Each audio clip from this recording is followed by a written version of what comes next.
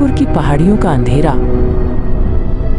मुंगेर में खड़गपुर की पहाड़ियों के बारे में एक फुसफुसाहट थी, एक ऐसी कहानी जिसे स्थानीय लोग केवल दबी आवाज में सुनाते थे।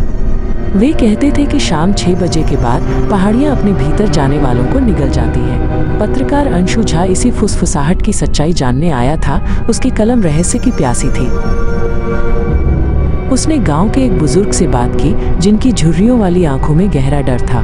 बेटा, उस पहाड़ी पर सूरज ढलने के बाद कोई नहीं जाता, उन्होंने चेतावनी दी।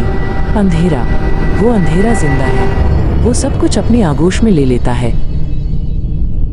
अंशु ने उनकी बातों को अपनी डायरी में नोट तो कर लिया, पर उसके अंदर का पत्रकार इन चेतावनियों को महज अंधविश्वास मान रहा था।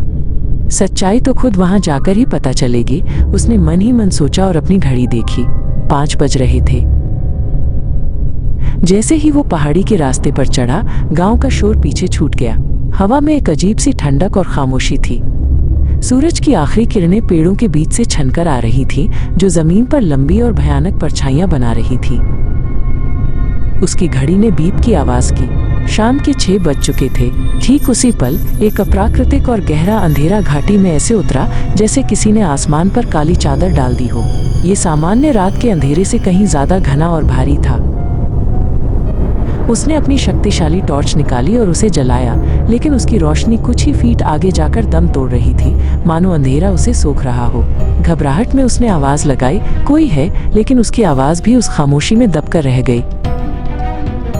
उसे महसूस हुआ कि वो अकेला नहीं है। कोई परछाई नहीं थी, कोई आवाज नहीं थी, बस एक एहसास था कि कोई उसे देख रहा है। उसने अपनी आंखें मली, लेकिन उसे कालेपन के सिवा कुछ नहीं दिखा। रास्ता, पेड़, सब कुछ गायब हो चुका था। अपने पत्रकारिता के जुनून को याद करते हुए उसने कांपते हाथों से अपना वॉइस रिकॉर्डर निकाला। अंशु झा, खड़गपुर की पहाड़ियों से उसने फुसफुसाते हुए कहा, यहाँ का अंधेरा ये सामान्य नहीं है, ये सब कुछ निगल रहा है मुझे।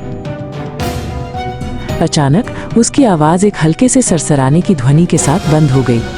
रिकॉर्डर उसके हाथ से छूटकर जमीन पर गिर गया। उसकी लाल बत्ती अभी भी उस असीम अंधेरे में टिमटिमा रही थी। अंशु झा जा चुका था।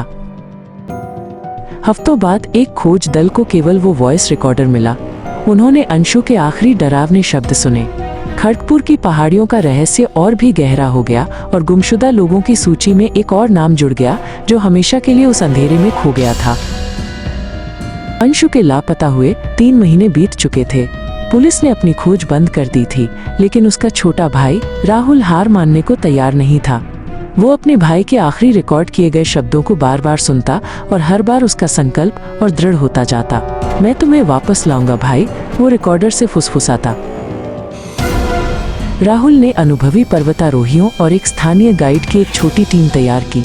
गाइड, जिसका नाम मंगल था, एक बूढ़ा आदमी था जो पहाड़ियों की कहानियों के साथ बड़ा हुआ था।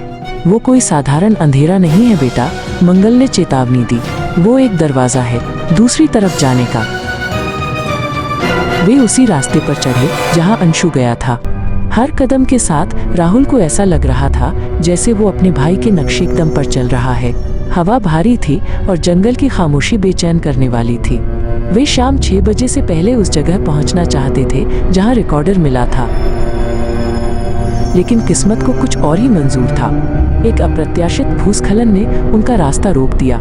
जब तक उन्होंने दूसरा रास्ता खोजा, सूरज डूबने लगा था। राहुल ने अपनी घड़ी देखी, शाम के 5:58। जल्दी करो, वो चिल्लाया, लेकिन वो जानता था कि अब बहुत देर हो चुकी है। ठीक 6 बजे वही अप्राकृतिक स्याह अंधेरा उन पर छा गया। टीम की शक्तिशाली हेडलाइटें और टॉर्च बेकार हो गई। उनकी रोशनी कुछ ही इंच में सिमट कर रह गई। घबराहट में चीख पुकार मच गई और राहुल को धक्का लगा और वो अपनी टीम से अलग हो गया। मंगल, कोई है? राहुल चिल्लाया, लेकिन कोई जवाब नहीं आया। वो घबराकर उठ खड़ा हुआ और अंधेरे में टटोलने लगा। उसके हाथ एक ठंडी चिकनी सतह से टकराए, माइनस ये कोई साधारण चट्टान नहीं थी। उसने ध्यान से देखा और उसकी आंखों को उस स्याही जैसे अंधेरे में एक हल्की सी लगभग अदृश्य रूपरेखा दिखाई दी। ये एक दरवाजे की तरह लग रहा था जो हवा में ही बना हो। कोई हैंडल नहीं, कोई कब्जा नहीं, बस एक आयताकार खालीपन जो आसपास के अंधेरे से भी ज्यादा गहरा लग रहा था। मंगल की बातें उसके कानों में गूंजी, वो एक दरवाजा है। बिना एक पल सोचे अपने भाई को खोजने की तीव्र इच्छा से प्रेरित होकर राहुल ने उस खालीपन में कदम रखा। दूसरी तरफ की दुनिया अजीब थी।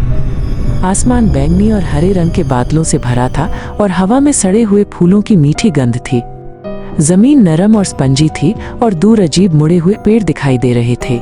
ये खड़गपुर की पहाड़ियां नहीं थी, ये कुछ और ही था। तभी उसे एक जानी पहचानी आवाज सुनाई दी जो बहुत कमजोर और थकी हुई थी। कोई है? आवाज ने पुकारा। राहुल वो उस आवाज की ओर भागा। उसका दिल जोर जोर से धड़क रहा था। एक छोटे से खुले मैदान में उसने उसे देखा। अंशु। वो पहले से ज्यादा दुबला और कमजोर लग रहा था। उसके कपड़े फटे हुए थे, लेकिन वो वही था। अंशु ने अपना सिर उठाया और जब उसने राहुल को देखा तो उसकी आंखों में खुशी की जगह गहरा डर भर गया। राहुल नहीं, वह चिल्लाया, तुम यहाँ क्यों आए? अब हम दोनों इस अंधेरे से कभी बाहर नहीं निकल पाएंगे।